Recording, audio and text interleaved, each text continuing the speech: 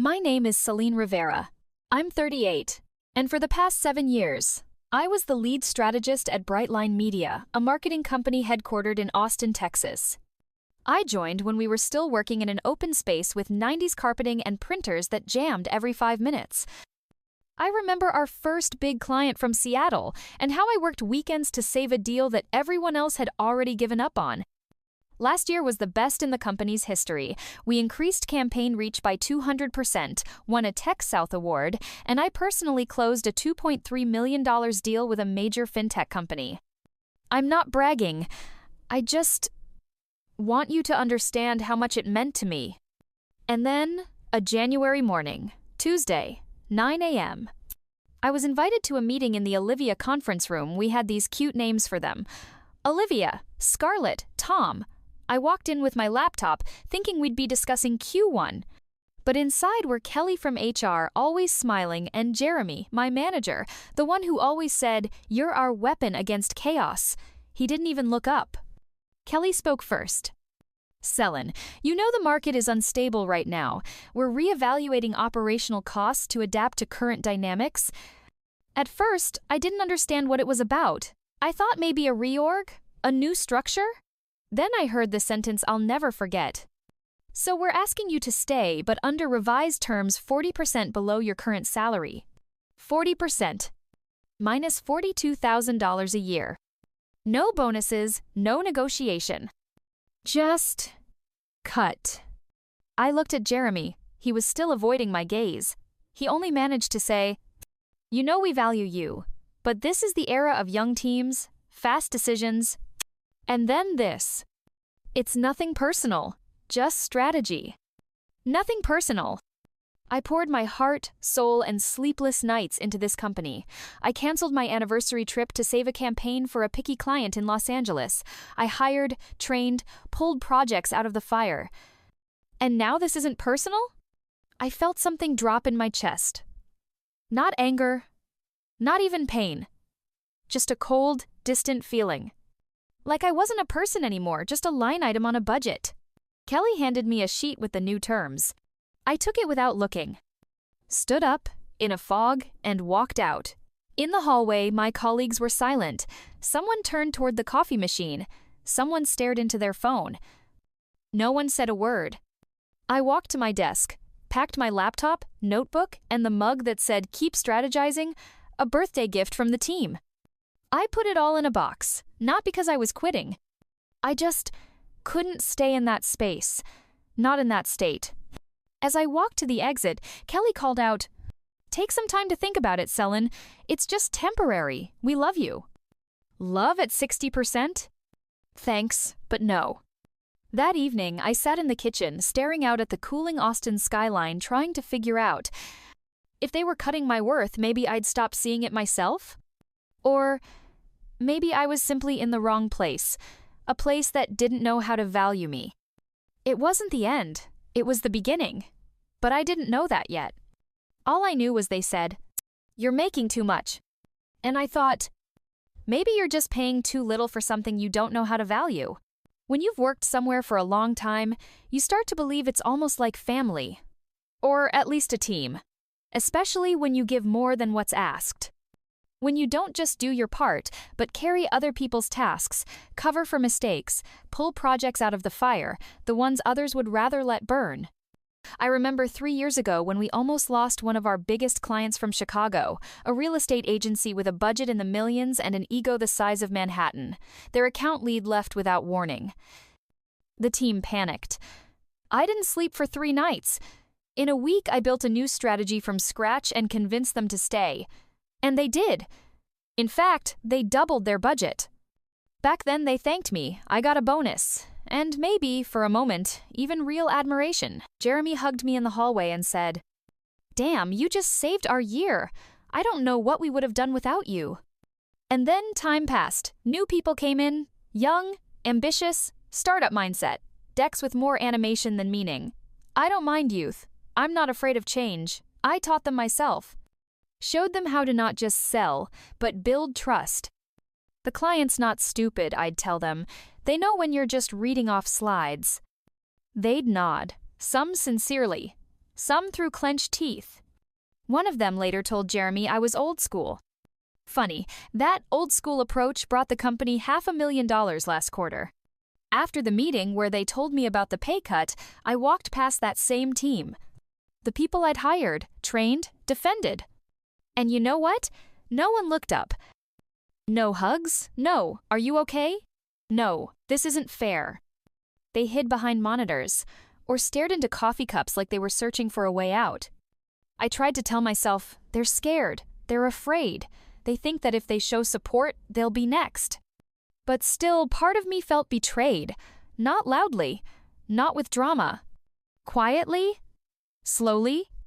The kind that starts with, "You're doing great," and ends in silence. I went to Jeremy. Just to talk, understand, not HR speak, just human to human. He didn't invite me to sit down. He stood by the window, hands in his pockets, didn't make eye contact. Said, "You're strong, Selin. You'll be fine. You always are. And also, you know this isn't about you. It's just business." "No, Jeremy, it is about me. About my worth. About my dedication. About the years I stood where you now choose to optimize. When you've been needed for so long and then suddenly become inconvenient, it's not just a blow. It's a reevaluation of everything." I walked out of his office, closed the door behind me, and for the first time, I thought, maybe it's not such a bad thing that they don't see me anymore. Because maybe, somewhere else, someone finally will. On Sunday evening, the whole city holds its breath.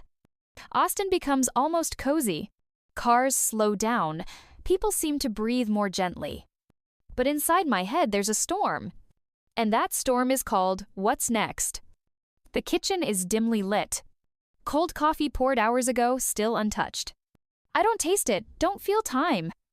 Only the wall clock blinks softly. 9:46 p.m. I sit there, staring at my phone. My fingers tremble not from fear, but from too much feeling.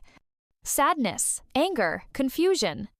And at the center of it all, a determination I'm not quite ready to release.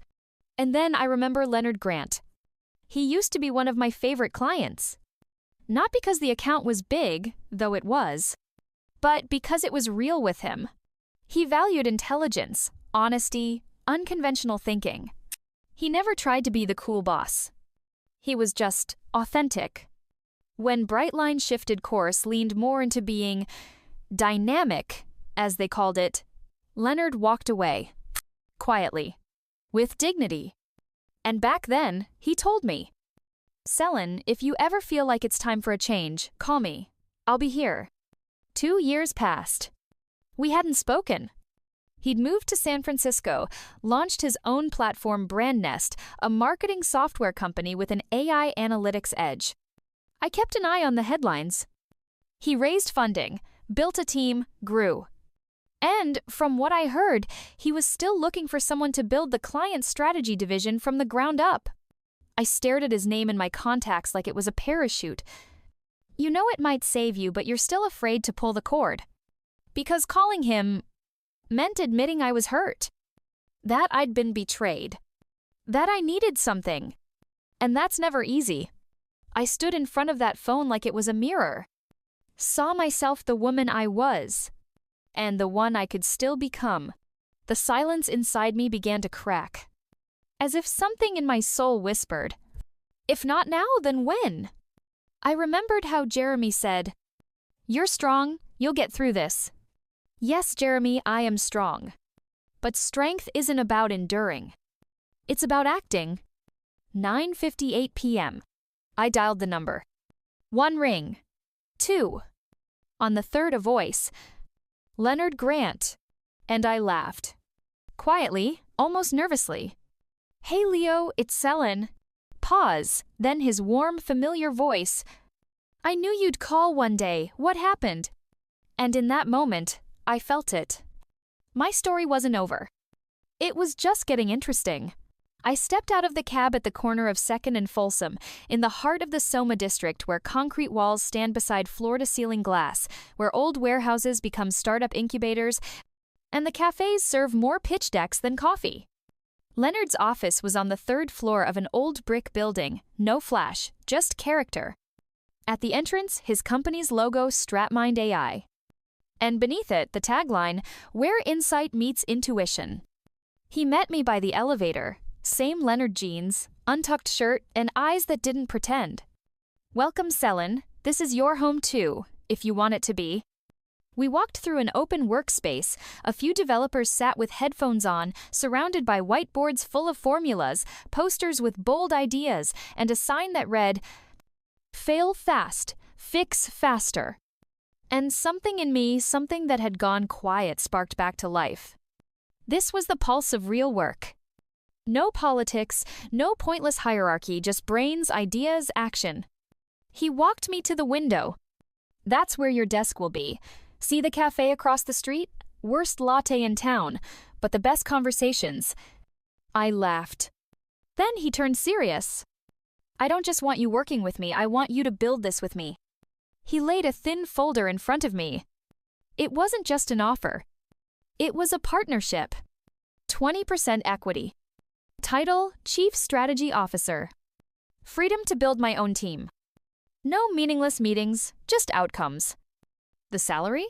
Sure. It was less than what I made at Brightline Media. But I wasn't here for a fixed number. I was here for impact. To decide, not beg. To create, not prove my worth in monthly decks. "What do you think?" he asked. I looked at him, then at the desk. New, empty, clean. But I already saw notes on it. Diagrams, coffee cups at 11 p.m., and the first results of something real. For the first time in years, I didn't feel fear. Only fire. "Got a pen?" I asked. He handed me a Parker, old with a scratch on the cap. I signed. With a smile that wasn't about money. It was about freedom. About restored dignity. About knowing my story wasn't over. It was just picking up speed. "Welcome, partner," Leonard said. And just like that, at a desk in a weathered building in the south of San Francisco, my second chapter began. Not because of a paycheck, but because I finally believed in myself again. Monday mornings smelled different. Not like coffee. Not like anxiety. But like new air. You know that feeling in spring when you open the windows after a long winter and suddenly you can breathe? I woke up without an alarm. For the first time in ages, not because I had to, but because I wanted to. The clock read 8:12. I remember that exactly. Because I was sitting at the edge of the bed thinking, it's now or never. The phone was already in my hand.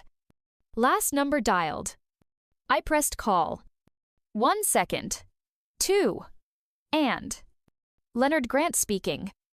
"Hey Leo, it's Selin." He lit up instantly. "Selin, damn, it's been a while, are you okay?" And right then I knew I had to tell it like it was. No pretending, no, I'm fine. Number, I'm not okay. I told him everything. How after a record-breaking year, they told me I was too expensive. How the HR manager couldn't even face me in person. How 40% of my value vanished overnight just like that. How no one from leadership sent a message. How everything I'd built over years turned out to be just a budget line they could erase without blinking. There was a pause, a few seconds. Then his voice came back a little rougher, firmer. "Are you still a genius?" I smiled. That I never doubted. He laughed warm, easy. Like an old friend who knows what you've been through and respects every scar. "Then come out here, I've got something for you." "What is it?" "A surprise. But I'll tell you this, I'm building a strategy department, and I don't need someone new. I need you." I exhaled deep and steady. "Okay, Leo, I'm coming." San Francisco isn't exactly close to Austin. But for someone who just chose herself, it's not a distance. It's just a direction. I turned off my phone. Opened Google Flights. Picked a direct flight morning Tuesday. Threw my laptop into a suitcase. A few dresses. And just in case my old notes on client analytics. Not because I'd need them. But because they were part of me. Monday morning, 9 a.m. The world still had offices, meetings, reports. But I had something bigger. A decision to rewrite my story. Because sometimes, to return to yourself, all it takes is making the call. It had only been 2 months.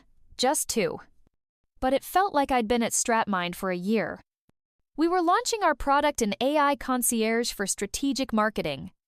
Not just another automation tool. It thought with you. Knew when to go bold, when to hold back, when to raise the bid and when to walk away. I was leading product strategy, talking to test groups, rewriting modules, speaking with investors. Sometimes I fell asleep on the office couch, laptop still open on my chest. And for the first time in years, I woke up with purpose, not under the weight of someone else's expectations. Then came Tuesday. Just a regular day. I was scrolling through LinkedIn and saw a post from the CEO of a major media group. Started using StratMind, saved 22% of our marketing budget in Q1 alone. Kudos to the team. They used to work with Brightline. My work? My hands? Now they were with us. A few hours later, Leonard texted me, "Did you see that? Another duck left the Brightline nest. Not the last." Inside me, a strange feeling. Bittersweet. Yes, I knew our product worked. But watching a building you once helped raise begin to crumble, even if they kicked you out of it, it's odd. A little vindictive. A little sad. But mostly just. The next day, I get an email. Guess from who? Jeremy. Yes, that Jeremy. The one who said, "You're strong, you'll manage."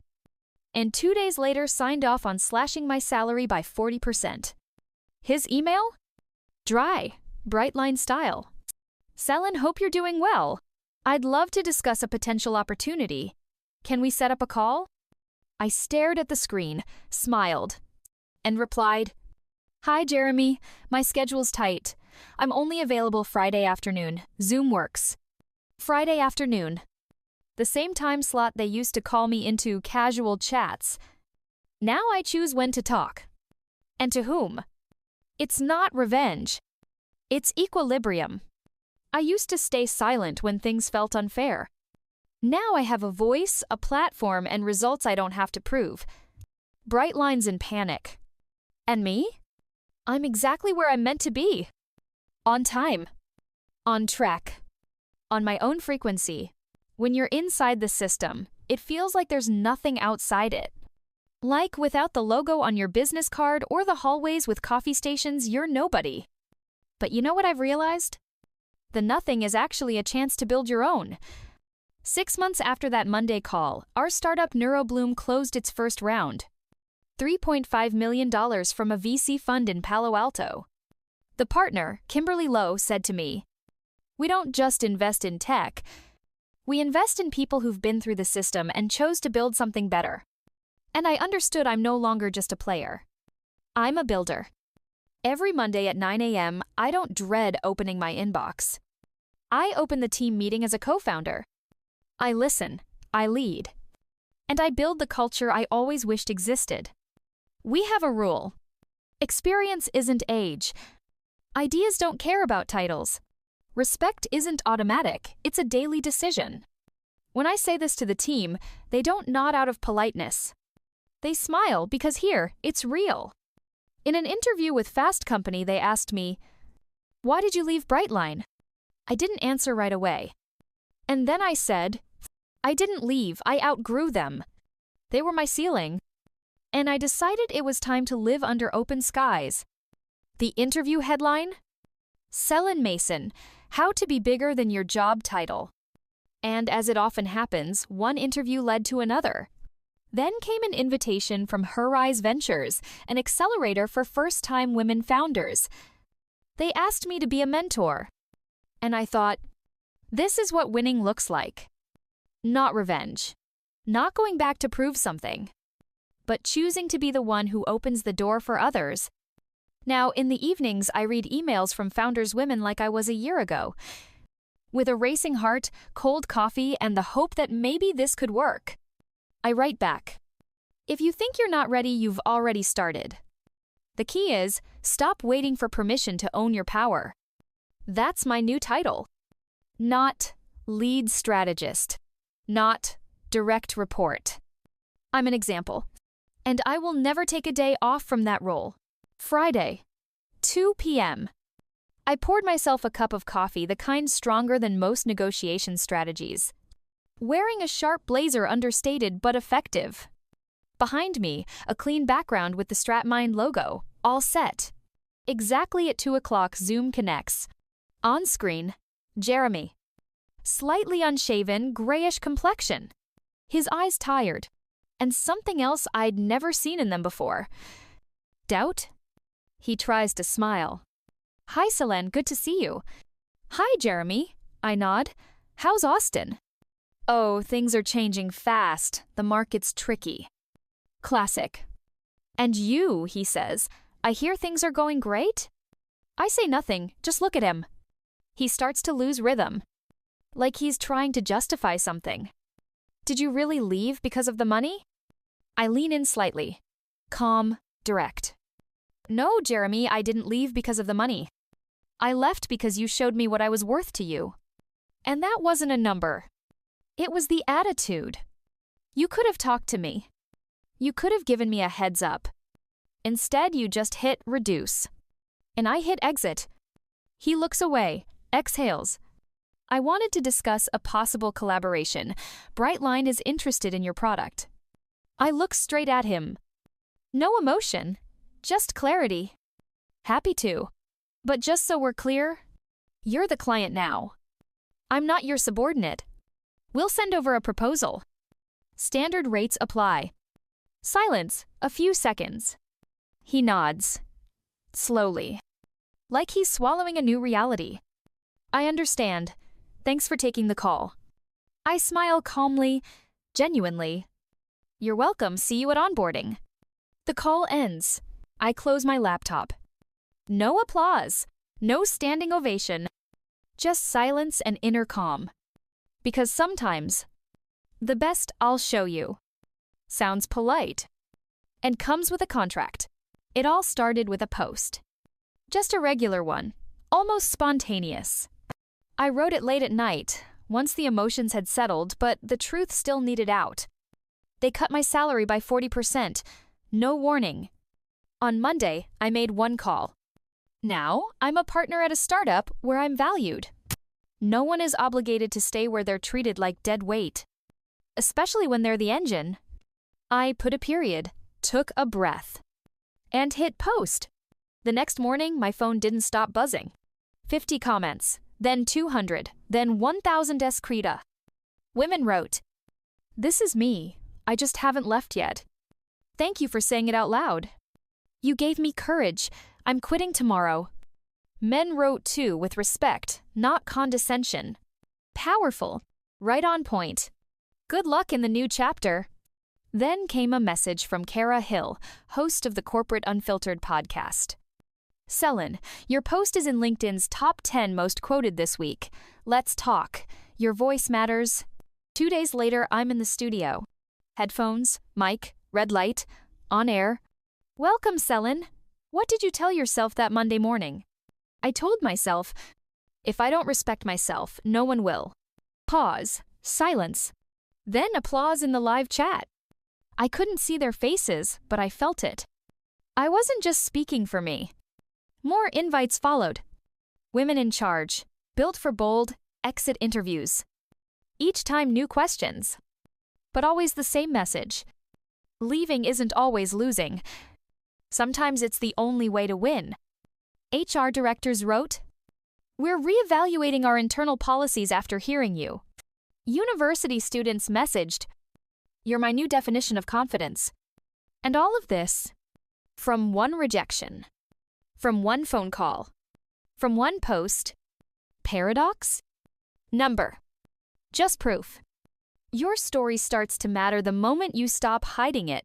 I'm standing in front of an audience at the University of California, Berkeley. Hundreds of young faces full of hope and questions. And I know I was once in their place. I've seen the corporate ladders where there's rarely room for you. I've heard the words that cut deeper than any rejection. I tell them, if someone reduces your worth, it doesn't mean you are worth less. It means they can't see beyond their spreadsheet. But you can. I see it land in their eyes, in mine. This isn't an ending. It's a new game, and you're not the victim anymore. You're the player. Because when Brightline cut my salary by 40%, I could have folded, drowned in numbers and disappointment. But instead I made a call. I walked toward where opportunity was waiting. And now? I multiply. Voiceover, off-screen. They cut my salary. I expanded my life. Final shot. I'm walking out of an office in San Francisco. Laptop tucked under my arm. A smile that says, I'm free. Free to create. Free to choose. Free to be. This isn't just a story about salary. It's a story about choice. And about how each of us, no matter what, can multiply our worth